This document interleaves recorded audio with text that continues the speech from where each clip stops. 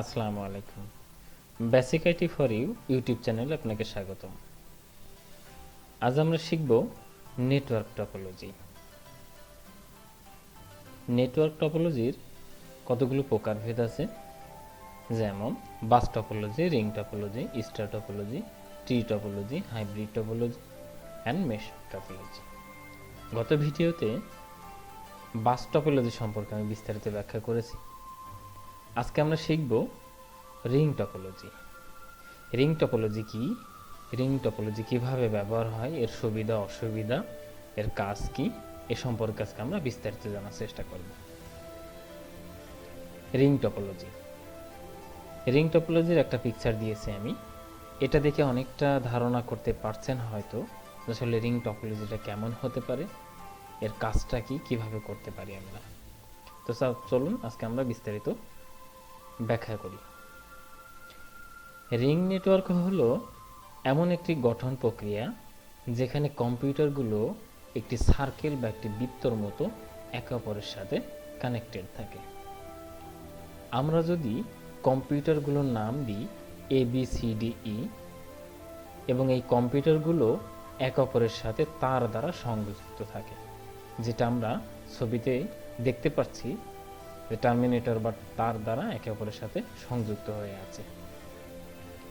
এখন যদি আমরা এই কম্পিউটার থেকে সি কম্পিউটারে তথ্য বা ফাইল পাঠাতে চাই, তাহলে আমাকে এই কম্পিউটার থেকে বি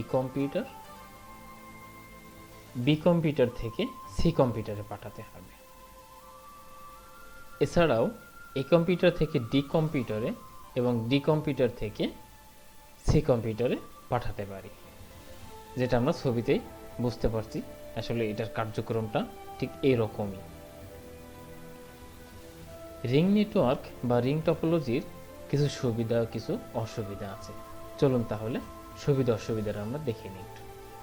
সুবিধা: এই ধরনের নেটওয়ার্ক টপোলজিতে কোনো ধরনের সার্ভার প্রয়োজন হয় না।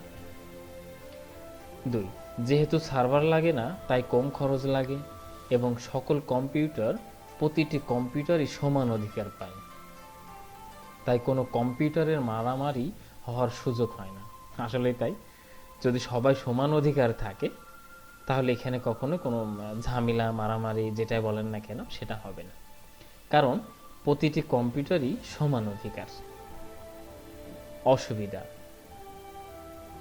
যদি কোনো কারণে আমার ডি কম্পিউটারটি নষ্ট হয়ে যায় তাহলে পুরো নেটওয়ার্কটি নষ্ট হয়ে যাবে, কেননা এ থেকে সিতে কানেকশনের জন্য বি থাকলেও যেহেতু ডি পথ দ্বারা কোনো তথ্য যাওয়া সম্ভব নাই বা উপায় নেই, তাই এই নেটওয়ার্কটা আর চলবে না।